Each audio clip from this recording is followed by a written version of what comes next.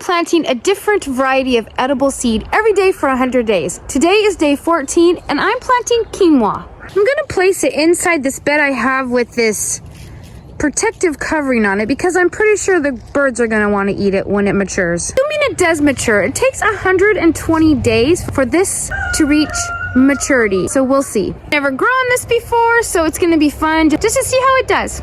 I'm going to be planting it right here. I hate to do it, but I'm gonna have to take down this bolting kale. It still tastes sweet and delicious, but I need the room. Today I'm just gonna take out one section and get seeds started, only because I don't have time to do the entire bed right now. But I gotta keep up on my schedule of my 100 seeds. And quinoa is what I had scheduled for day 14. Quinoa needed to be moist the entire time when they're getting ready to germinate. So just like when I plant carrots, I absolutely saturate the bed. I'm gonna do the same thing in the spot where I'm planting this quinoa today. I'm just gonna drench it.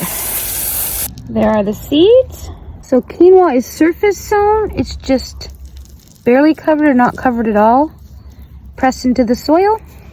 The directions say to plant them 12 to 18 inches apart. I'm planting them close together simply because I'm using this as a nursery. I just want the seeds to germinate here. I've got all this tall foliage above it to help keep the dirt cool and damp.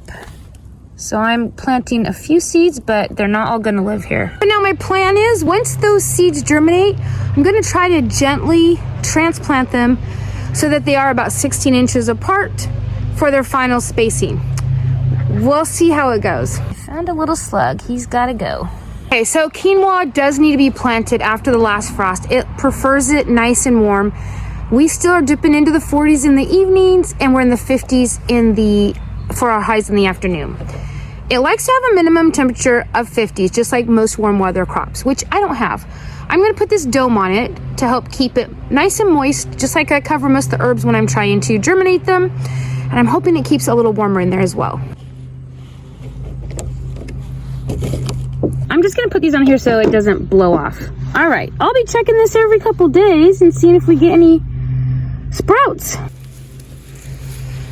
Keep them safe from the deer and the chickens and the birds. Since quinoa is related to the beet and the chard family, those grow really well here, so I'm really hoping that this is a grain that we can successfully grow.